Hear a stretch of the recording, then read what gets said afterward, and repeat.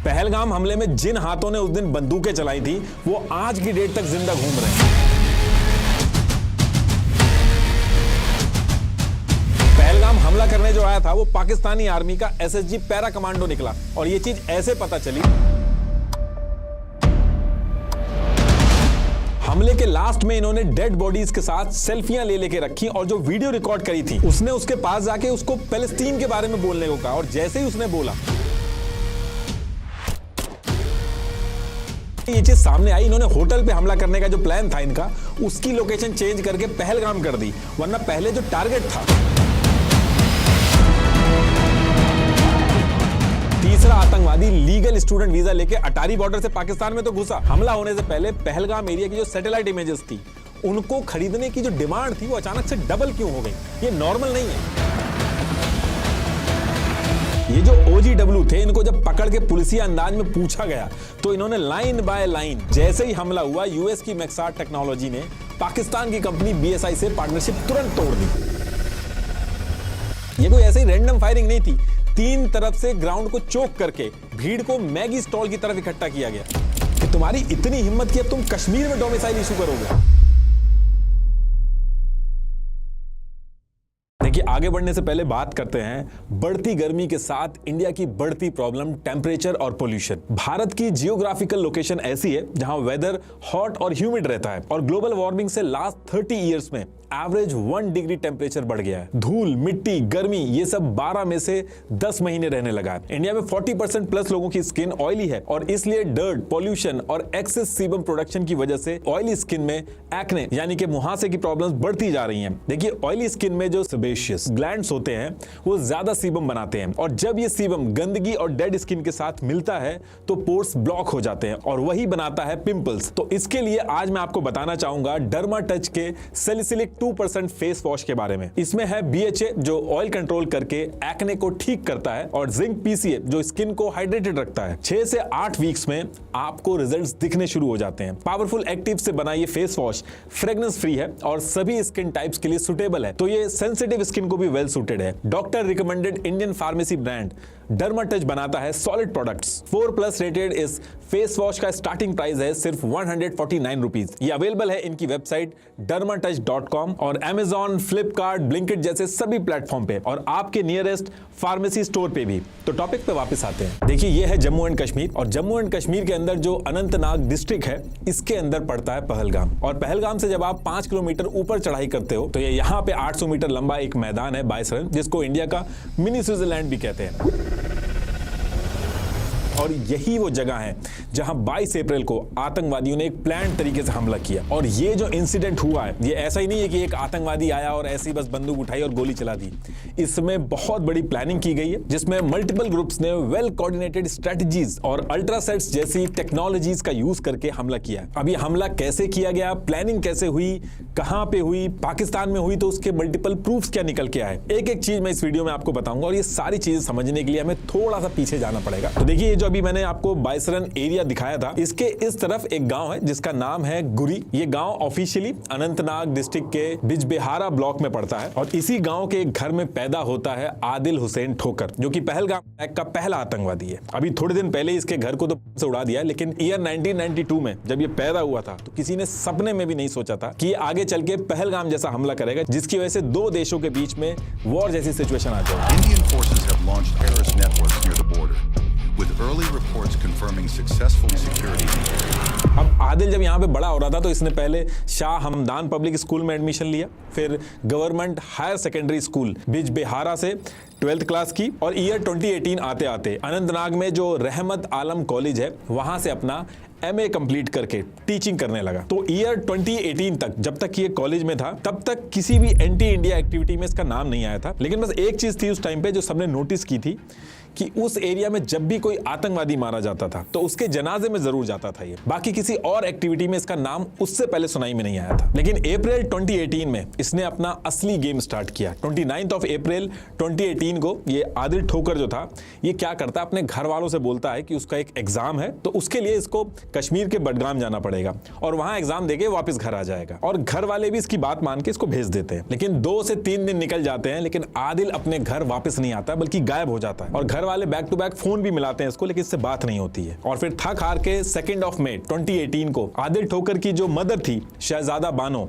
वो police station में जाके मिसिंग कंप्लेंट रजिस्टर करा देती है। अब इधर मिसिंग रिपोर्ट तो रजिस्टर हुई, लेकिन एक्चुअल में आदिल ने पहले से ही पूरी प्लानिंग कर रखी थी। इसने बिना किसी को बताए सेम मंथ यानी कि अप्रैल 2018 को पाकिस्तान में एक एप्लीकेशन लगा के स्टूडेंट वीजा के लिए अप्लाई कर दिया था, हायर स्टडीज के लिए। और बहुत ही कम टाइम में यानी कि सेम मंथ में पाकिस्तान अथॉरिटी जो है वो आदिल ठोकर को स्टूडेंट वीजा ग्रांट भी कर देती है। और इसी वीजा के बेसिस पे आदिल घर में एग्जाम का बहाना बना के अटारी वाघा बॉर्डर के रास्ते वैलिड पासपोर्ट और वैलिड स्टूडेंट वीजा के थ्रू मई 2018 में पाकिस्तान पहुंच जाता है। ये उसकी पिक है उस टाइम की। अब ये पाकिस्तान पहुंच तो गया था, लेकिन इसको पाकिस्तान जाके पढ़ाई नहीं करनी थी। पाकिस्तान पहुंचने के बाद सबसे पहले अपना फोन बंद करता है, अपनी फैमिली और अपनी कश्मीर के आसपास के जो लोग थे उनसे पूरी तरीके से कांटेक्ट खत्म कर देता है। और सेम डे लश्कर तैयबा की लीडरशिप से मिलता है। लश्कर तैयबा ये वही मिलिटेंट ऑर्गेनाइजेशन है जिसने मुंबई अटैक, पार्लियामेंट अटैक ये सब करवाए हैं। अब पाकिस्तान पहुंचने के बाद मुजफ्फराबाद के सवाई नाला में एलईडी का कैंप है, जो कि एलओसी से 30 किलोमीटर अंदर पड़ता है पीओके में। यहाँ पे इसकी ट्रेनिंग स्टार्ट होती है। दौराए सूफा, दौराए आम, दौराए खास, ये सारी इसकी ट्रेनिंग स्टार्ट होती है। अभी जो ऑपरेशन सिंदूर में 9 स्ट्राइक्स की गई थी,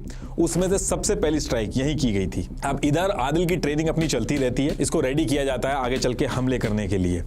दूसरी तरफ जब ये आया था उसके नेक्स्ट मंथ यानी कि 28 जून 2018 को पाकिस्तान के लिए एक दिक्कत खड़ी हो जाती है। FATF financial action task force, ये एक इंटरनेशनल बॉडी है जो दुनिया के अंदर टेरर फंडिंग की मॉनिटरिंग वगैरह करती है। तो FATF ने पाकिस्तान की एक्टिविटीज को देखते हुए उसे अपनी ग्रे लिस्ट में डाल दिया। ब्लैक लिस्ट करने से पहले ग्रे लिस्ट में डाला जाता है, एक मौका दिया जाता है सुधरने का। अब ये बहुत बड़ी दिक्कत थी पाकिस्तान के लिए, क्योंकि इसकी वजह से IMF, वर्ल्ड बैंक से जो लोन वगैरह मिलते हैं पाकिस्तान को, वो सब रुक जाते। इससे पाकिस्तान के लिए एक सर्वाइवल का भी इशू खड़ा हो जाता। तो ग्रे लिस्ट में डालने के बाद FATF ने पाकिस्तान को गाइडलाइंस दी कि ये जो आपकी कंट्री में लश्कर तैयबा जैसी ऑर्गेनाइजेशन चल रही है, इनकी फंडिंग आप रोको, इन पे एक्शन लो। तो FATF की गाइडलाइंस और दुनिया को दिखाने के लिए पाकिस्तान ने छोटे मोटे एक्शन लिए। इन्होंने रिपोर्ट सबमिट करना स्टार्ट करी कि इन्होंने फंडिंग रोक दी है, और इनके लीडर्स जो हैं LET वगैरह के, इनको भी जेल में डाल के दिखाया। अब इसके कुछ महीने बाद 14 फरवरी 2019 को इंडिया के अंदर पुलवामा किया जाता है।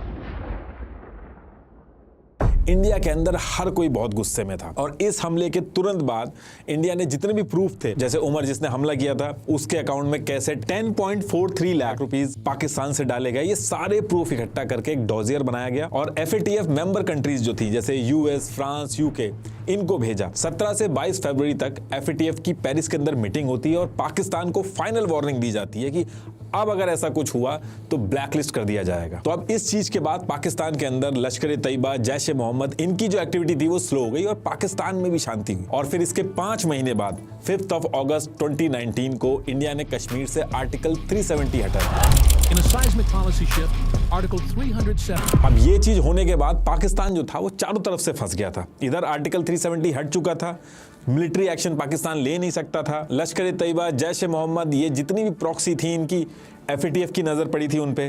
तो इस चीज से निपटने के लिए पाकिस्तान के मुरीदके में, जहां LET का हेडक्वार्टर है, वहां पे मल्टीपल मीटिंग्स होती हैं, इसका सॉल्यूशन निकाला जाता है। और फिर इसके कुछ टाइम बाद एक नया प्लान बनाया जाता है ताकि कश्मीर के अंदर जो लड़ाई है उसको कंटिन्यू किया जा सके। पाकिस्तान एक नए नाम से आतंकवादी आउटफिट बनाता है, the resistance front, TRF।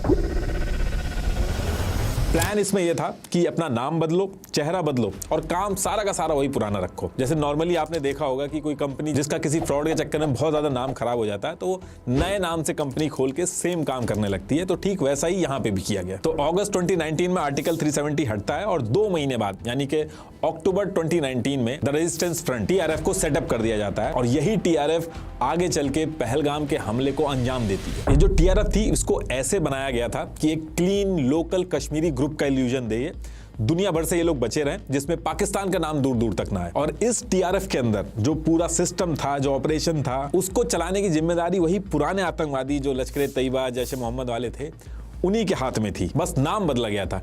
TRF बनने के बाद हायरिंग एक बहुत बड़ा इशू था।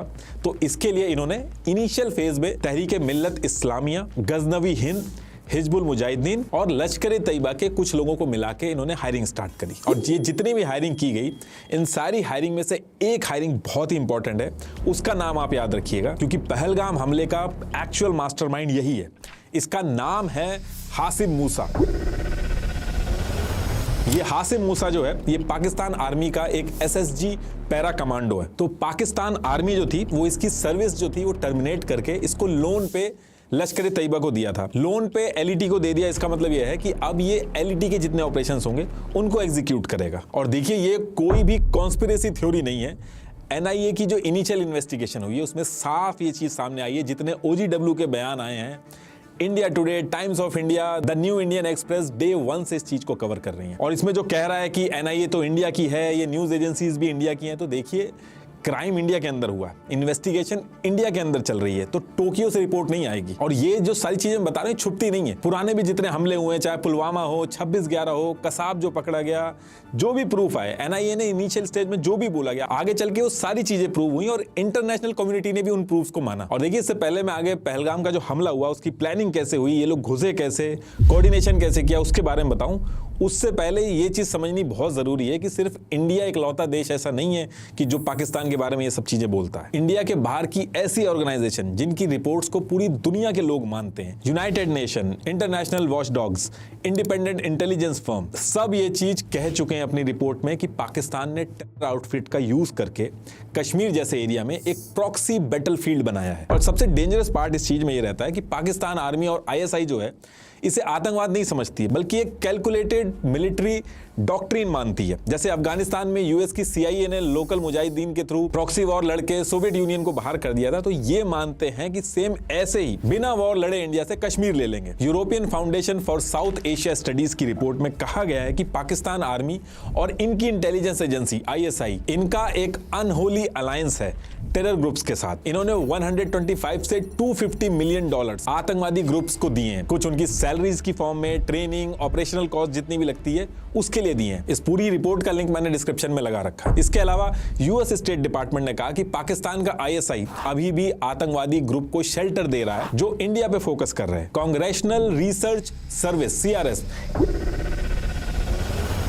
इसकी रिपोर्ट नंबर R41832 में ऑन रिकॉर्ड बोला गया कि पाकिस्तान की ISI anti India militant organisations के साथ लिंक्ड है और लश्कर तैयबा जैसी ऑर्गेनाइजेशन को सीक्रेटली फाइनेंशियल असिस्टेंस, ट्रेनिंग और स्ट्रेटेजिक गाइडेंस दे रही हैं। ये रिपोर्ट भी मैंने डिस्क्रिप्शन में लगा रखी है। पेज नंबर 23 से 24 के आगे आप पढ़ोगे जब, तो आपको पता चलेगा कैसे कसीदे पड़े गए पाकिस्तान के लिए। अमेरिका की पार्लियामेंट, यूएस कांग्रेस में जो सीआरएस रिपोर्ट पब्लिश हुई थी उसमें भी कहा गया कि पाकिस्तान के अंदर 15 आतंकवादी ग्रुप हैं जिनको 5 कैटेगरीज में डिवाइड किया गया है, जिसमें से एक ग्रुप का डेडिकेटेड टास्क है कश्मीर के अंदर आतंकवाद फैलाना। ये सारे उनके नाम हैं और इसका भी लिंक आपको डिस्क्रिप्शन में मिल जाएगा। ये सारी रिपोर्ट्स इंडिया के बाहर की हैं और अगर इनको भी आप नहीं मानो तो पाकिस्तान के फॉर्मर प्रेसिडेंट मुशर्रफ ने सीएन के इंटरव्यू में एक्सेप्ट किया कि हम ट्रेनिंग देते हैं मिलिटेंट्स को कश्मीर में लड़ने के लिए, ये हमारे हीरो हैं। पाकिस्तान के फॉर्मर पीएम नवाज शरीफ ने डॉन को इंटरव्यू देते हुए एक्सेप्ट किया कि नॉन स्टेट एक्टर्स जैसे लश्कर तैयबा ने पाकिस्तान की जमीन का यूज करके मुंबई पे अटैक किया। बाकी ये फेमस फोटोग्राफ आपने हाल फिलहाल में जरूर देखी होगी,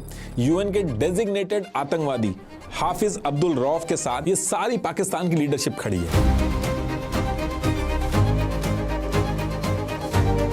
और ये मैं शॉर्ट में बता रहा हूं, US department of defence, pentagon, FATF की कितनी सारी रिपोर्ट है, पूरी रात निकल जाएगी और सिर्फ उन रिपोर्ट्स में पाकिस्तान और उनके आतंकवादियों से क्या कनेक्शन रहे हैं सिर्फ उसके बारे में पता गया। और ये सब इंडिया के बाहर की रिपोर्ट है। तो आगे मैं जो भी स्टोरी बता रहा हूं आपको, उसको सिर्फ आप ये कह के नहीं रिजेक्ट कर सकते कि अरे ये तो इंडिया का यूट्यूबर है, इंडिया की रिपोर्ट्स है, इंडिया की एनआईए है। ये सारी चीजें कह के आप पाकिस्तान का जो लिंक है आतंकवाद से वो हटा नहीं सकते। चलिए वापस अपनी स्टोरी पे आते हैं। तो देखिए अभी तक पाकिस्तान आर्मी का जो पैरा कमांडो था हाशिम मूसा, वो आर्मी छोड़ के एलईटी के जो ऑपरेटिव्स थे उनके साथ काम करने लगा था। आदिल ठोकर जो कश्मीर से पाकिस्तान पहुंच गया था, वो वहां पे उसकी ट्रेनिंग चल रही थी। यानी कि पहलगाम हमले वाले दिन जो 2 आतंकवादी थे वो पाकिस्तान के अंदर अपना काम कर रहे थे। और तीसरी चीज टीआरएफ, इसका फॉर्मेशन हो चुका था। और टीआरएफ के फॉर्मेशन के बाद दूसरी चीज जो इनको करनी थी, इनको टीआरएफ के हेड बनाने थे। और हेड ऐसे बनाने थे जिनके ऊपर इनको लंबे टाइम से ट्रस्ट हो, स्किलफुल हो और कश्मीर के लोकल हो, ताकि इनका जो नैरेटिव है वॉर का वो उसी तरीके से एग्जीक्यूट हो। और लोकल हेड होने से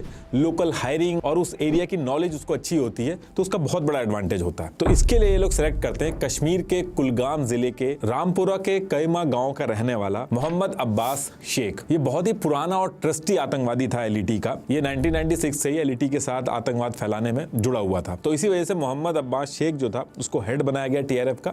इसको टीआरएफ का फाउंडर भी कहते हैं, लेकिन एक्चुअल में जो टीआरएफ के फाउंडर थे वो पाकिस्तान में बैठे हुए थे। टीआरएफ के हेड मोहम्मद अब्बास शेख के साथ एक और एलईटी का ट्रस्टी आदमी रहता था जिसका नाम था शेख सज्जाद गुल। पहलगाम हमले की जो प्लानिंग हुई थी, जो लोकेशन सेट की गई थी, जो होटल से पहलगाम शिफ्ट की गई थी, सारी प्लानिंग इसी ने की थी। अभी आएगा आगे। ये कश्मीर में श्रीनगर के नवा बाजार में रहता था। इसने एमबीए कर रखा था और पहले भी दिल्ली में एक बार एक्स के साथ पकड़ा गया था। कई हमले में इन्वॉल्व था। इसका भाई भी महाराजा हरि सिंह हॉस्पिटल में पहले डॉक्टर था, अभी आजकल गल्फ कंट्रीज में टेरर फंडिंग संभालता है। तो ये सारी चीजें करने के बाद अब यहां से मोहम्मद अब्बास शेख और शेख सज्जाद गुल कश्मीर में टीआरएफ का पूरा नेटवर्क संभालते हैं। और फिर इसके बाद कश्मीर के अंदर जो टीआरएफ के ओजीडब्ल्यू नेटवर्क की जो जिम्मेदारी थी वो फारूक अहमद को दी गई। फारूक अहमद जो था ये बहुत ही इंपॉर्टेंट आदमी था। ये 2016 तक तो कश्मीर के नारीकोट गांव कालारूस ब्लॉक कुपवाड़ा डिस्ट्रिक्ट में था, लेकिन 2016 के बाद से ये पीओके के मुजफ्फराबाद में रह के कश्मीर का जो ओजीडब्ल्यू नेटवर्क था उसको संभालता था। और एलओसी पार करा के कश्मीर के अंदर जो आतंकवादी पहुंचाए जाते थे वो भी यही फारूक ही करवाता था। इनफैक्ट पहलगाम हमला जो होता उस टाइम पे भी जितने आतंकवादी आए थे पाकिस्तान से, सारे के सारे एलओसी इसी ने क्रॉस करवाए थे। और जितने ओजीडब्ल्यू इन्वॉल्व थे पहलगाम हमले में, जो प्लानिंग से पहले जा जाके रैकी कर रहे थे, सब के सब इसके साथ कांटेक्ट में थे। देखिए ओजीडब्ल्यू मैंने पुरानी वीडियो में बता रखा है, एक बार फिर से बता देता हूं। OGW over ground worker. Kashmir में जो लोग इंडिया से नफरत करते हैं लेकिन हथियार उठा के अपनी जान दांव पे नहीं लगाना चाहते हैं, वो ओजीडब्ल्यू बन जाते हैं। ये आराम से आम जनता की तरह अपना घर चलाते हैं, कोई ऑटो चलाता है, कोई दुकान संभालता है, लेकिन जो आतंकवादी होते हैं उनको ये हेल्प करते हैं। उनको खाना, शेल्टर, आर्मी की इंफॉर्मेशन देना, एरिया की डिटेल्स शेयर करना, ये सारे काम करते हैं। ओजीडब्ल्यू कश्मीर में बहुत ही इंपॉर्टेंट रोल प्ले करते हैं। ओजीडब्ल्यू के बिना जितनी आतंकवादी ऑर्गेनाइजेशन है, एलईटी हो गई, जैश ए मोहम्मद हो गई, इनका पूरा काम करना बहुत मुश्किल हो जाता है कश्मीर के अंदर। अब इसके बाद जब ये सारी चीजें सेटअप हो जाती हैं तो कश्मीर के अंदर फारूक अहमद पाकिस्तान से आतंकवादियों को एलओसी क्रॉस करा के घुसाना चालू करता है कश्मीर के अंदर, ताकि हमला किया जा सके। एलओसी से जितने भी आतंकवादी घुस रहे थे वो सांबा, कठुआ, राजौरी और पुंछ वाला जो एरिया था वहां से घुस रहे थे। और इनका एक सेट पैटर्न रहता था। कश्मीर के बॉर्डर पे घुसने के बाद ओजीडब्ल्यू इनको रिसीव करते थे, इनकी हेल्प करते थे, और फिर ये बॉर्डर पे आने के बाद डायरेक्ट जम्मू वाला रूट पकड़ के अनंतनाग पहुंचने की बजाय ये जो यहां से आप किश्तवाड़ वाला एरिया जो देख रहे हो, यहां वाले रूट से पहुंचते थे, क्योंकि यहां पे बहुत ज्यादा घने जंगल हैं, नेचुरल केव्स हैं। एवरेज एलिवेशन जो है सी लेवल से 2000 मीटर से भी ऊपर है, तो भागने में बहुत आसानी होती है। यहाँ पे पकड़ना इनको बहुत मुश्किल होता है। 22 अप्रैल 2025 जिस दिन अटैक हुआ था, आज की डेट तक किश्तवाड़ वाला जो इलाका है, हमारी फोर्सेस इनको ढूंढ ढूंढ के मार रही हैं।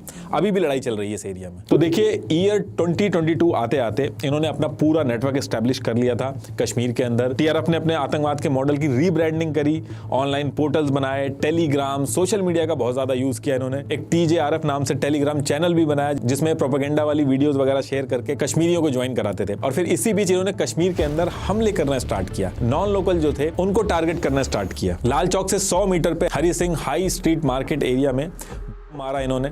टीआरएफ का ये पहला अटैक था कश्मीर के अंदर। इसके बाद इन्होंने अजय पंडिता जी इनको मारा, आकाश मेहरा को मारा, इंडिया के कोने कोने से जो लेबर्स आए थे उन पे हमले किए। बेसिकली इनका मॉडल कुछ इस तरीके से आप समझ लीजिए कि एक कॉन्ट्रैक्ट किलर की तरह ये काम कर रहे थे। जितने भी नॉन लोकल थे उनको ये जा जाके मार रहे थे। लेकिन असली झटका जो इनको लगा था वो 23 अगस्त को लगा था, क्योंकि इस दिन श्रीनगर के अलोची बाग में टीआरएफ का हेड मोहम्मद अब्बास शेख, जिसको फाउंडर भी कहा जाता है टीआरएफ का, ये लोकल लोगों के साथ क्रिकेट मैच खेल रहा था। वहीं पे जम्मू एंड कश्मीर की पुलिस को पता चल जाता है और इन्होंने वहीं पे पहुंच के इसको मार दिया। जिस दिन ये मारा, सेम वीक में जो टीआरएफ का सेकंड इन कमांड था, जो मैंने बताया भी था आपको, शेख सज्जाद गुल, इसको हेड बना दिया जाता है। इधर टीआरएफ का हेड मारा जाता है, दूसरी तरफ कश्मीर की सिचुएशन भी बहुत तेजी से बदल रही थी। जैसे 2018 जो स्टोन पेल्टिंग होती थी वो 1458 केसेस आए थे, वहीं 2020 में ये 255 रह गए थे और फिर आगे चल के और कम हुए। आगे 2023 और 2024 में तो ऑफिशियल डेटा 0 हो गया था स्टोन पेल्टिंग का। 2018 में जो 228 आतंकवादियों के केस रजिस्टर्ड हुए थे, वहीं 2023 की बात करें तो टीआरएफ 44 हमले ही कर पाया था। 2018 में जहां 8.5 लाख टूरिस्ट आए थे, ये नंबर बढ़ के 2023 में 31 लाख हो गया था, और उसके नेक्स्ट ईयर तो 43 लाख टूरिस्ट आए थे। 2019 में जहां 296.64 करोड़ की इन्वेस्टमेंट हुई थी, वहीं 2022 में 2153 करोड़ की इन्वेस्टमेंट हुई कश्मीर के अंदर। बहुत पैसा इंजेक्ट किया जा रहा था, और डोमिसाइल लॉ जो थे वो भी आ चुके थे, जिसकी वजह से कश्मीर के बाहर के लोग भी डोमिसाइल सर्टिफिकेट बनवा सकते थे। और मेन जो टारगेट था टीआरएफ का वो यही था कि ये जो ट्रेड बढ़ रहा है, टूरिस्ट बढ़ने से जो कश्मीरियों के हाथ में पैसे आ रहे हैं, इसको रोका जाए अटैक करके। इसको लेके इन्होंने कुछ नॉन लोकल्स और जिन लोगों को डोमिसाइल इशू किए गए थे उन पे हमले किए, लेकिन टूरिस्ट का नंबर कम नहीं हो रहा था। होटल्स फुल थे, पोनी राइडर्स जो थे, ऑटो वाले, हर कोई बिजी था। यूट्यूब पे भी एक बार आप लोकल कश्मीरी जो थे उनके इंटरव्यू वगैरह जरूर सुनिएगा, जिसमें वो खुलेआम बता रहे हैं कि इतना काम था कि एक दिन का भी आराम नहीं था, बहुत पैसा आ रहा था और बहुत टूरिस्ट भी आ रहे थे। तो जो कश्मीर में इतनी तेजी से चीजें चेंज हो रही थी, तो इससे निपटने के लिए अब यहां से असली गेम शुरू होता है। सितंबर 2023 को हाशिम मूसा, इसके बारे में मैंने आपको बताया था कि इनिशियल इन्वेस्टिगेशन में ही आ गया था कि ये पाकिस्तान आर्मी का SSG पैरा कमांडो था। तो मूसा और मूसा के साथ अली भाई के बारे में ज़्यादा डिटेल्स आई नहीं है, ये इसके बारे में नहीं पता है कि ये पैरा कमांडो में था या नहीं था, लेकिन ये अली भाई और मूसा जो थे ये दोनों पाकिस्तानी सिटीजन थे। तो सितंबर 2023 को दोनों कठुआ और सामा सेक्टर के रूट से कश्मीर में इनको घुसाया जाता है। कश्मीर में पहुंचने के बाद OGW की हेल्प से ये खारी, माहौर, बसंतगढ़ यहाँ पे सेफ हाउस में रहते हैं। ये मूसा जो था इसकी कॉम्बैट ट्रेनिंग बहुत ही अच्छी कराई गई थी, ये कई दिनों तक बर्फ में जंगल में रह के निकाल सकता था। तो प्लान ये था कि अब जो भी आगे कश्मीर में हमले होंगे उसको मूसा ही लीड करेगा अली भाई के साथ मिलके, और फारूक के जो 15 से 20 OGW थे ये उसकी मदद करेंगे। तो कहने का मतलब ये है कि आगे चल के जो पहलगाम हमला होने वाला था उसके मेन 2 आतंकवादी कश्मीर में सितंबर 2023 में पहुंच चुके थे। कश्मीर में पहुंचने के बाद ये अपने छोटे मोटे ऑपरेशन एग्जीक्यूट करते हैं और फिर अक्टूबर 2024 को पहलगाम हमले में जो तीसरा आतंकवादी था जिसने बंदूकें चलाई थी, आदिल ठोकर, जो शुरू में मैंने बताया था कि स्टूडेंट वीज़ा लेके पाकिस्तान गया था, ये भी अपनी ट्रेनिंग पूरी करके कश्मीर के अंदर जो पुंछ रजौरी वाला एरिया था इस सेक्टर से घुस जाता है। एक एहसान करके और आतंकवादी था जो सेम टाइम में कश्मीर में आया था, लेकिन उसके भी कोई कंफर्म रिपोर्ट नहीं आई है कि ये वही एहसान है जो पहलगाम के हमले वाले दिन था। अब कश्मीर में पहुंचने के बाद ये लोग कुछ टाइम तक नॉन लोकल्स पे हमले करते हैं, स्पेशली जो लेबर्स जो थे जो इंफ्रा और डेवलपमेंट के प्रोजेक्ट में इन्वॉल्व थे। जैसे गगनगिर में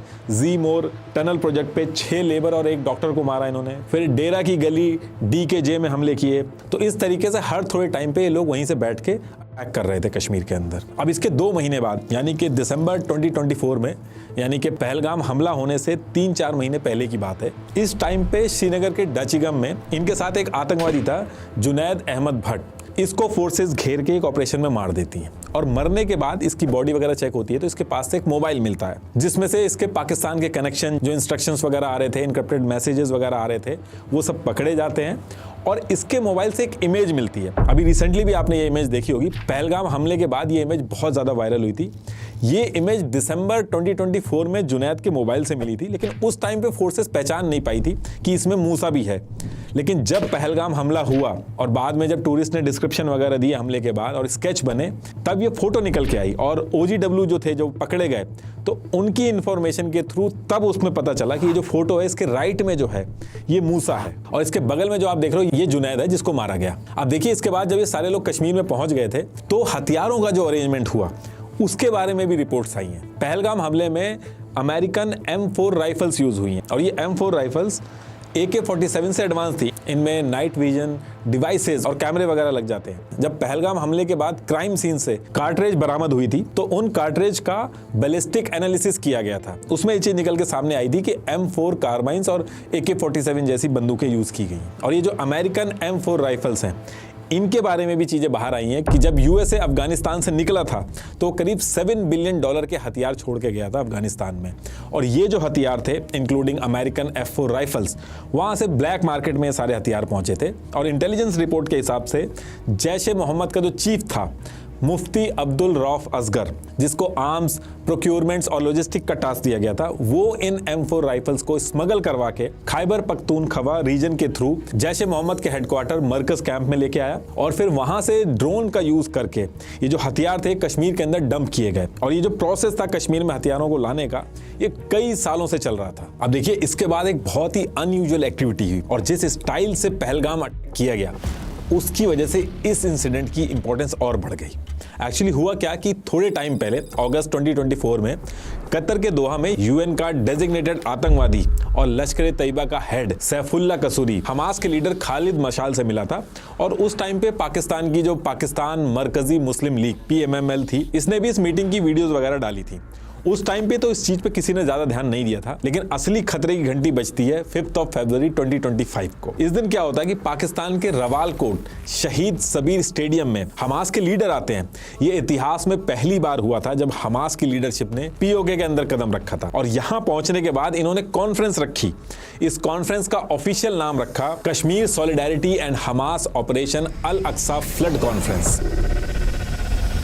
और यहाँ पे इन्होंने काफी रैली की, इंडिया के खिलाफ बहुत सारा जहर उगला, और यहाँ से ये चीज लगने लगी थी कि अब कश्मीर में ये लोग कुछ करने वाले हैं। और पहलगाम हमला भी जो हुआ वो भी हमास स्टाइल में ही हुआ। और ये मीटिंग होने के बाद ये रिपोर्ट्स आने लगी कि हमास ने यहाँ पे आने के बाद कश्मीर के अंदर जो हमले करने की टैक्टिक्स हैं, एनक्रिप्टेड कम्युनिकेशन के जो तरीके हैं और सिविलियन टारगेटिंग वगैरह पे डिस्कशन किया। अब देखिए इधर 5 फरवरी को हमास की लीडरशिप पीओके पहुंची, और वहीं इसके एक वीक बाद एक और अनयूजुअल चीज होती है। यूएस के अंदर एक फेमस सैटेलाइट कंपनी है मैक्सार टेक्नोलॉजीज। तो क्या होता है कि अचानक से इस कंपनी के पास कश्मीर के पहलगाम का जो एरिया है वहां की हाई रिजोल्यूशन इमेजेस की डिमांड जो थी वो डबल हो गई। अब पहलगाम एक टूरिस्ट एरिया है, कोई बैटलफील्ड नहीं है कि इस तरीके से डिमांड बढ़ना ये नॉर्मल नहीं था। ये इमेज आप पॉज करके एक बार देख लेना। 12, 15, 18, 21 और 22 फरवरी इसी साल 2025 में सबसे ज्यादा हाई रेजोल्यूशन इमेजेस के ऑर्डर आए। ये वो इमेजेस हैं। देखिए ये जो यूएस की सैटेलाइट कंपनी है मैक्सार टेक्नोलॉजीज,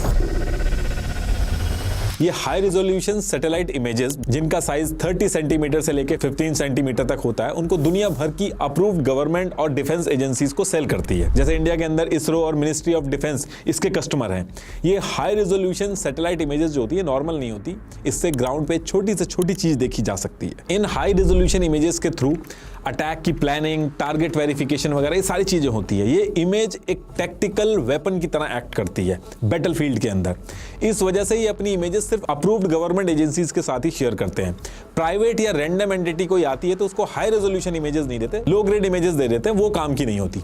अब यहां से क्वेश्चन ये उठता है कि पहलगाम जैसे एरिया की इमेजेस की डिमांड ऐसी बड़ी क्यों, और इन इमेजेस का जो एक्सेस है वो इतना आसान नहीं है। तो जब इसके बारे में भी पता लगाया गया तो एक नया खेल निकल के आया सामने। हुआ क्या कि जून 2024 में एक Pakistani company business system intelligence private limited BSI, इसने यूएस की जो ये सैटेलाइट कंपनी है मैक्सार टेक्नोलॉजीज, इसकी सारी की सारी शर्तें मान के इससे पार्टनरशिप कर ली। अब पार्टनरशिप होने से इस पाकिस्तानी कंपनी BSI को ये एडवांटेज हुआ कि ये उन हाई रेजोल्यूशन इमेजेस जिनको आसानी से एक्सेस नहीं किया जा सकता उनके राइट्स भी आ गए सेल करने के। कहने का मतलब है कि इस कंपनी के पास भी एक्सेस आ गया जो अभी तक अप्रूव्ड गवर्नमेंट एजेंसीज के लिए एक्सक्लूसिव थी। ये पाकिस्तानी कंपनी BSI चाहे तो अपने पाकिस्तानी क्लाइंट उनको भी दे सकती है, और कुछ पता नहीं कि वो पाकिस्तानी क्लाइंट क्या पता आतंकी ऑर्गेनाइजेशन ही हो। और ऐसा होने के चांसेस बहुत ज्यादा है। ऐसा मैं इसलिए कह रहा हूं क्योंकि इस कंपनी का जो फाउंडर था उबैदुल्ला सैयद, ये भी फ्रॉडिया निकला। ये क्या कर रहा था कि जो न्यूक्लियर रिसर्च और मिसाइल डेवलपमेंट जैसे सेंसिटिव कामों के लिए जो हाई परफॉर्मेंस कंप्यूटिंग इक्विपमेंट और एडवांस सॉफ्टवेयर यूज होते हैं, उनको ये यूएस से छुप के पाकिस्तान की जो Pakistan atomic energy commission PAEC है उसको इलीगली एक्सपोर्ट कर रहा था। यूएस ने इसको रंगे हाथों पकड़ लिया, और फिर US district court for the northern district of Illinois ने 18 USC 371 के तहत इसको सजा दी। अब देखिए फरवरी 2025 के फर्स्ट वीक में हमास मीटिंग करती है पीओके में। सेम मंथ में पहलगाम जो एरिया है उसकी इमेज की जो डिमांड है वो डबल हो जाती है, और फिर इसके 10 से 15 दिन बाद मार्च 2025 में एक अनाउंसमेंट होती है। अनाउंसमेंट ये थी कि PM Narendra Modi next month यानी कि 19 अप्रैल 2025 को कश्मीर आएंगे वंदे भारत की इनॉग्रेशन करने। अब जब ये अनाउंसमेंट हुई थी तो इस टाइम पे पाकिस्तान से आए मूसा, अली भाई, आदिल ठोकर और बाकी जो इनके साथ ग्रुप में थे ये कश्मीर के अंदर ही थे। जिस मंथ ये अनाउंसमेंट हुई यानी कि मार्च 2025, इस पूरे मंथ ना तो कोई सैटेलाइट की इमेजेस के ऑर्डर आए, और ये जो मूसा, अली भाई ये जो थे इन्होंने भी कोई एक्टिविटी नहीं की कश्मीर के अंदर। ऐसा माना जा रहा है कि इसी मंथ में ये प्लानिंग हुई होगी किश्तवाड़ के जंगलों में। TRF के हेड शेख सज्जाद गुल जो था वो, मूसा, अली भाई और आदिल ठोकर जो थे, इन्होंने शायद इसी मार्च के महीने में प्लानिंग करी होगी। लेकिन इसमें सबसे जो सरप्राइजिंग चीज थी, ये जितने भी लोग कम्युनिकेशन कर रहे थे आपस में, चाहे आपस में कर रहे हो चाहे पाकिस्तान के अंदर कर रहे हो, इस कम्युनिकेशन के बारे में किसी को पता ही नहीं चल पाया। और क्यों नहीं पता चल पाया वो भी डिस्कस करते हैं। देखिए पहले ये जो जैश ए मोहम्मद, लश्कर ए तैयबा और ये जितने आतंकवादी रहते थे, 26/11 का जो मुंबई हमला हुआ था उस समय भी आपने कॉन्वर्सेशन सुनी होगी, अभी भी यूट्यूब पे पढ़ी है। थुराया सैटेलाइट फोन के थ्रू ये लोग आपस में कम्युनिकेशन कर कर रहे थे वो सब पकड़ी गई थी। लेकिन इस बार इनको पाकिस्तान मिलिट्री के अंदर जो अल्ट्रासेट्स यूज होते हैं वो देके भेजा गया था कश्मीर में। हुवाई जो है वो एक चाइनीज कंपनी है जो इंडिया के अंदर बैंड है। इसने कुछ स्पेशल स्मार्टफोन्स लॉन्च किए थे, मेट 60 प्रो, P60 सीरीज और नोवा 11 अल्ट्रा। इसमें क्या किया था, इसने इंटरनल सैटेलाइट एंटीना और स्पेशलाइज्ड चिप डाल दी थी इन फोन्स में। पर्पस इसका यह था कि अगर यूजर को कोई इमरजेंसी हो और इंटरनेट ना हो तो वो इन फोन्स को चाइनीज के टियानटोंग 1 सैटेलाइट नेटवर्क, जिसको चाइना टेलीकॉम मैनेज करता है, उससे कनेक्ट करके वॉइस टेक्स्ट हो गए और वीडियो चैट हो गए, ये कर सके बिना इंटरनेट के। बेसिकली एक नॉर्मल फोन सैटेलाइट फोन में कन्वर्ट हो जाता है और इन्हीं अल्ट्रासेट्स को यूज में लाया गया अपग्रेड करके। पहलगाम की पूरी प्लानिंग में यहां तक कि हमले वाले दिन ये अल्ट्रासेट्स यूज हो रहे थे। ये पकड़े इसलिए नहीं जा रहे थे क्योंकि जब मूसा और अली भाई जैसे आतंकवादी कश्मीर में बैठ के आपस में कम्युनिकेशन कर रहे थे तो एक्चुअल में हो ये रहा था कि military grade encrypted radio signal Indian cellular और सैटेलाइट सर्वेलांस सिस्टम को बाईपास करके चाइना की सैटेलाइट का यूज करते थे और फिर उसके थ्रू पाकिस्तान में जो सर्वर है वहां पे सिग्नल जाते थे, जिससे इनका कम्युनिकेशन ट्रेस ही नहीं हो पा रहा था। और इसलिए ये माना जा रहा है ये जो पूरा मार्च का मंथ था और ये पूरी प्लानिंग हुई ये पकड़ में ही नहीं आ पाई। इनके कम्युनिकेशन जो थे वही नहीं पकड़ में आए। पाकिस्तान के कराची और पीओके के मुजफ्फराबाद में बैठ के कोऑर्डिनेशन किया गया इन अल्ट्रासेट्स का यूज करके, जहां एक एक स्टेप समझाया गया कब, कहां और किस तरीके से टास्क को पूरा करना। ये जो अल्ट्रासेट्स हैं ये सिर्फ एक बार 2023 में सुरन कोटे के एक एनकाउंटर में एक बार हाथ लगे थे एक आतंकवादी के पास से।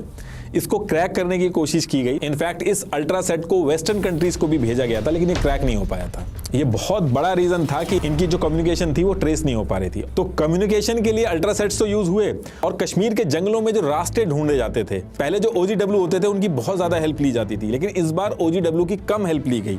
वो इसलिए किया गया क्योंकि इन्होंने नेविगेशन के लिए भी नए मेथड यूज किए। इन्होंने एक ऐप का यूज किया जिसका नाम है एल्पाइन क्वेस्ट,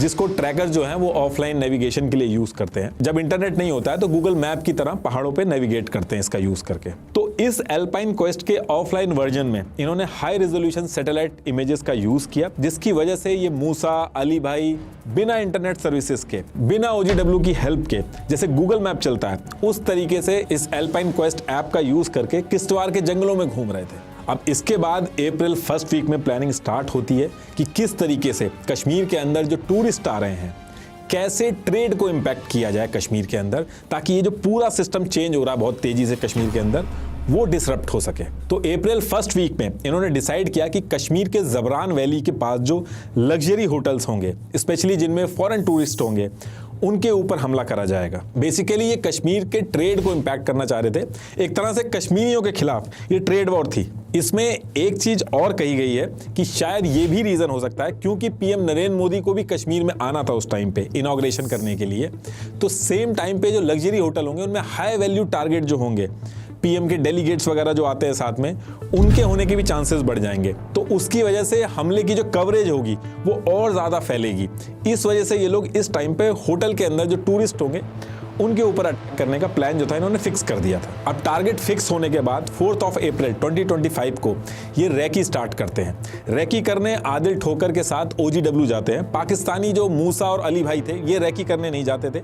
रैकी जब हो जाती थी तो OGW इनको फुटेज वगैरह जाके शेयर करते थे और फिर प्लान बनाया जाता था और डेली बेसिस पे रैकी होती थी। अब जब ये रैकी हो रही थी इसी बीच में 9 अप्रैल को एक लोकल रेजिडेंट था रशपाल, उसके घर में 2 से 3 आतंकवादी M4 राइफल लेके घुसते हैं। अब ये आतंकवादी थे कौन ये कंफर्म नहीं हो पाया, लेकिन एक चीज कंफर्म हुई कि ये मूसा, अली भाई इनमें से कोई नहीं था। अब रशपाल के घर में घुसने के बाद ये फूड, ट्रैवल बैग और अम्ब्रेला मांगते हैं। फिर रशपाल जो था उससे फोन मांगते हैं, उसके फोन से व्हाट्सएप कॉल करते हैं, उर्दू में कहीं पे जाके बात करते हैं और फिर सिम तोड़ के रशपाल का जो फोन था उसको वापस कर देते हैं। और उसके बाद जब जा रहे थे ये लोग तो इन्होंने इलाके के आसपास जितने भी एरिया है उनकी जो डायरेक्शन थी वो रशपाल से पूछी और सारा कुछ पूछने के बाद ये निकल जाते हैं। और नेक्स्ट मॉर्निंग यानी कि 10 अप्रैल को रशपाल जो था वो पुलिस को जाके सारी चीजें बता देता। और इसके साथ साथ इस टाइम पे और भी छोटी छोटी इंटेल्स एजेंसीज के पास आ रही थी कि होटल के ऊपर आतंकवादी हमला करने वाले हैं। तो इन सारी चीजों की वजह से जम्मू एंड कश्मीर की पुलिस और पैरामिलिट्री जो थी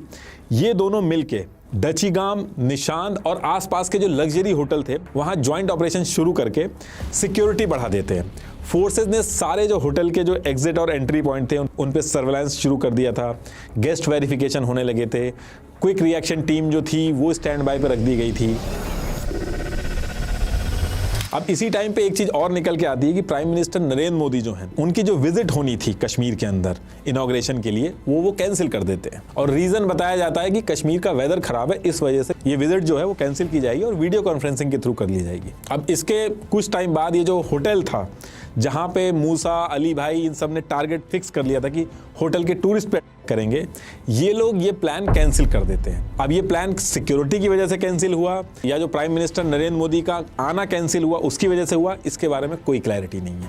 लेकिन होटल का जो टारगेट था, जो सबसे पहले फिक्स हुआ था, इसको कैंसिल कर दिया जाता है। अब इसके लिए ये लोग फिर से रेकी स्टार्ट करते हैं और रेकी करने के बाद 4 लोकेशन फाइनल की जाती है, जिसमें पहली थी अरू वैली, दूसरी थी बेताब वैली, तीसरा इन्होंने लोकल अम्यूजमेंट पार्क जो होते हैं उनको सेलेक्ट किया था, और चौथी थी बाइसरन वैली। सारी लोकेशन ऐसी थी जिनमें टूरिस्ट को किया जाए ताकि ये जो टूरिस्ट आ रहे हैं, ये जो इकोनॉमी बढ़ रही है, इसको इंपैक्ट किया जा सके। अब इसके नेक्स्ट डे ये जो 4 लोकेशन सेलेक्ट की गई थी, इसमें से अम्यूजमेंट पार्क की जो लोकेशन थी उसको ये लोग हटा देते, कैंसिल कर देते। और रीजन इसके पीछे ये था क्योंकि इसकी लोकेशन से पहलगाम पुलिस स्टेशन सिर्फ 500 मीटर की दूरी पे था, यानी कि 1-2 मिनट के अंदर ही पुलिस पहुंच सकती थी। और जो अरू वैली वाली जो लोकेशन थी उसको भी ये लोग अपने प्लान से ड्रॉप कर देते हैं। रीजन ये था कि एक तो यहाँ पे नेटवर्क की दिक्कत थी, दूसरा रोड का कनेक्शन बहुत स्ट्रांग था, तो फोर्सेस का आना और लोगों का भाग जाना बहुत आसान था। और बेताब वैली में भी सेम इशू था, सिक्योरिटी फोर्सेस पास में थी और हमला करने के बाद जो आतंकवादी थे उनका बच के भागने के जो ऑप्शंस थे वो बहुत लिमिटेड थे। और फिर ये सारी चीजें कैलकुलेट करने के बाद फाइनली इन्होंने सेलेक्ट किया पहलगाम की बाइसरन वैली। रीजन ये था कि एक तो यहाँ पे कोई सिक्योरिटी की प्रेजेंस नहीं थी, दूसरा टूरिस्ट का जो फुटफॉल था वो बाकी कंपैरेटिवली ज्यादा था, यहाँ पे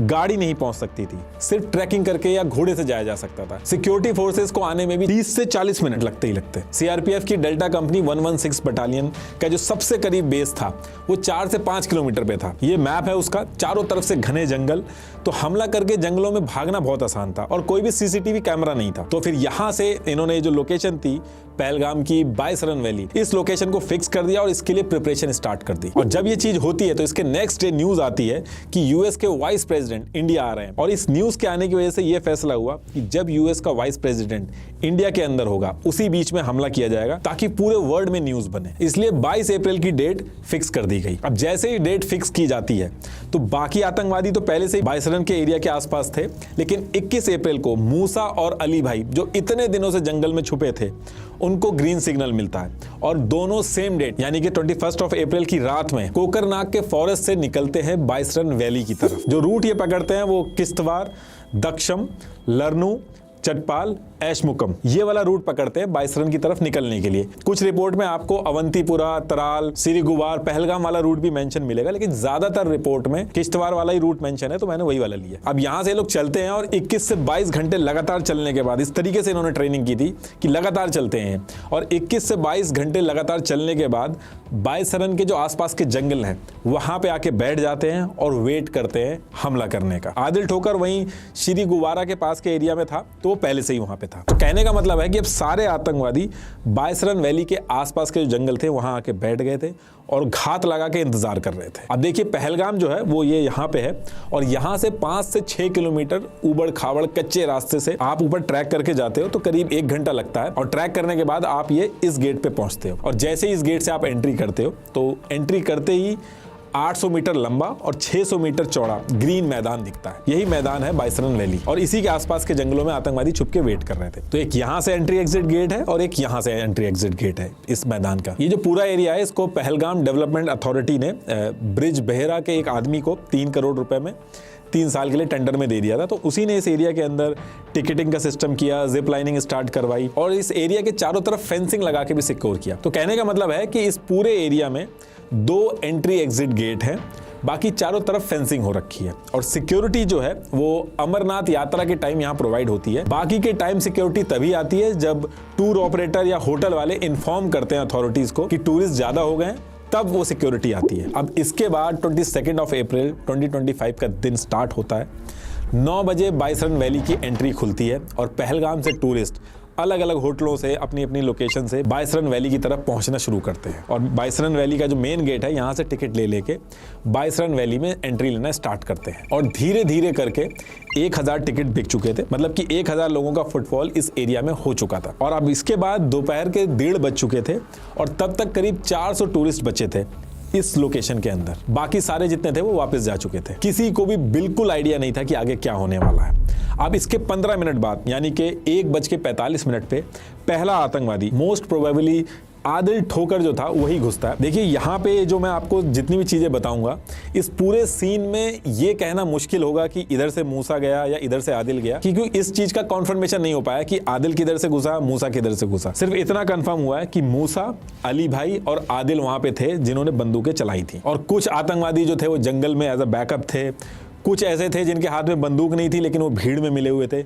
इसलिए एक्चुअल में उस समय वहां पे कितने आतंकवादी थे ये कहना मुश्किल था, लेकिन अली भाई, मूसा और आदिल ठोकर ये कंफर्म थे वहां पे जिन्होंने बंदूक उठा के लोगों को मारा। तो इस तरीके से एक आतंकवादी कश्मीरी फेरन पहन के ये इस तरफ से ग्राउंड में एंट्री करता है। इसकी वगैरह कश्मीरी जो फेरन इसने पहन रखी थी उसके अंदर छुपा रखी थी, तो आराम से पब्लिक के बीच में घुस के इधर ये जो एंट्री एग्जिट गेट है इसकी तरफ जाने लगता है। जैसे ही ये एंट्री एग्जिट गेट पे पहुंचता है, ये बंदूक निकाल के हवा में फायरिंग करना स्टार्ट कर देता है। किसी आदमी पे नहीं चलाता है, हवा में कॉन्टिन्यूसली फायरिंग करता है और भीड़ को जो मेन एंट्री एग्जिट गेट है उसकी तरफ ले जाने की कोशिश करता है। अब जैसे ही भीड़ मेन एंट्री एग्जिट गेट की तरफ इकट्ठा होने लगती है, तो वहीं साइड से जंगलों की तरफ से फेंस जो लगी हुई थी वहां से कूद के 2 आतंकवादी मिलिट्री ट्रैक सूट पहन के वगैरह लेके खड़े हो जाते हैं, और मोस्ट प्रोबेबली ये मूसा और अली भाई थे। पब्लिक सोच रही थी कि सिक्योरिटी वाले हैं, तो देखिए ऐसे ही कुछ आतंकवादी आए रैंडम, उन्होंने फायर करके लोगों को मार दिया।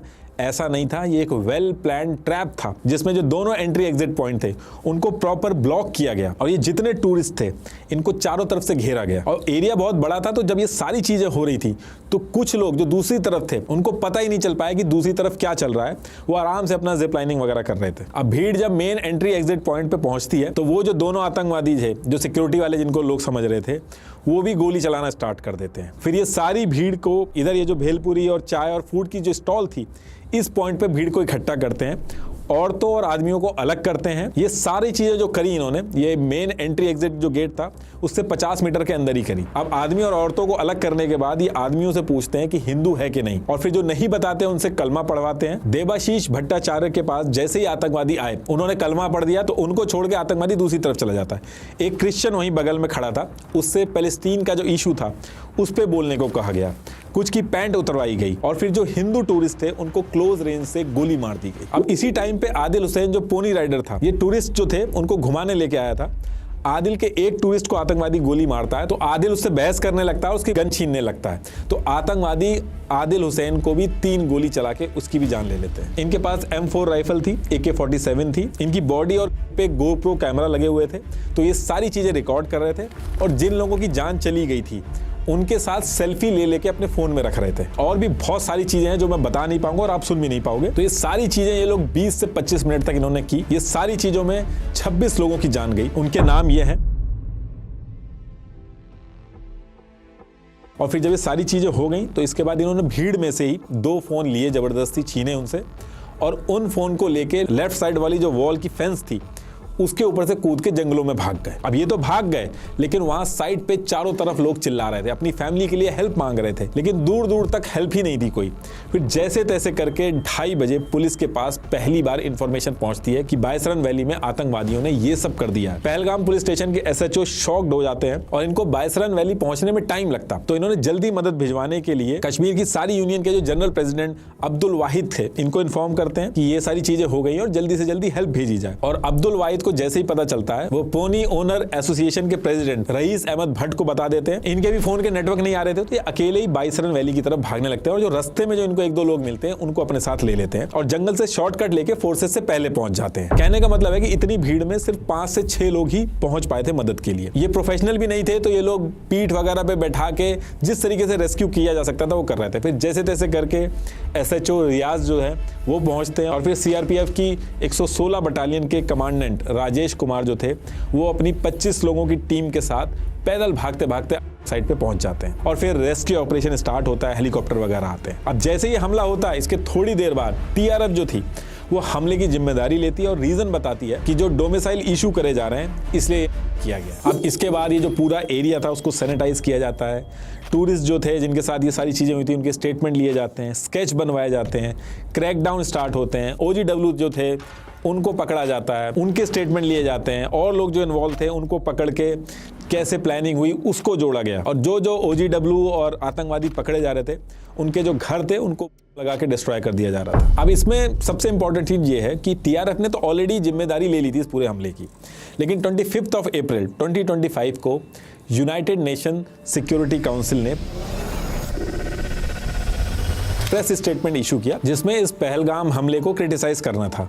तो इस प्रेस स्टेटमेंट का जो फर्स्ट ड्राफ्ट था उसमें direct the resistance front TRF का नाम लिखा हुआ था, लेकिन जैसे ही TRF का नाम इसमें लिखा हुआ देखा पाकिस्तान ने इसका अपोज किया। पाकिस्तान ने कहा कि UN की इस ऑफिशियल प्रेस स्टेटमेंट से TRF का नाम हटना चाहिए। ये उस स्टेटमेंट की ओरिजिनल कॉपी है, आप पॉज करके देख लेना, कहीं भी TRF का नाम मेंशन नहीं है। चाइना ने भी UN की 1267 सैंक्शन कमेटी में TRF को ब्लैकलिस्ट करने वाला जो इंडिया का प्रपोजल था उसको रोक दिया। चाइना के डिप्लोमेट च्वांग ली ने पाकिस्तान के कहने पे TRF का नाम लिस्ट से हटा दिया, और बहुत ही फक्र से पाकिस्तान ने नाम हटाने के बाद अपने पार्लियामेंट में बताया कि हमने TRF का नाम नहीं आने दिया। अब देखिए सर्च ऑपरेशन अभी भी चल रहा है, OGW पकड़े जा रहे हैं, लेकिन मेन जो उस दिन बंदूकों पे जिनके हाथ थे, जिन्होंने मारा था, मूसा, अली भाई, आदिल ठोकर, ये सब बचे हुए हैं। इनको अभी भी इंडियन फोर्सेस किश्तवाड़ के जंगलों में ढूंढ रही है, ऑपरेशन चल रहा है। जैसे जैसे और डिटेल्स आएंगी मैं आपको बता दूं। लास्ट में एक बार फिर से आपको बता दूं, डर्मा टच के सैलिसिलिक 2% फेस वॉश को जरूर ट्राई करिएगा। Thank you.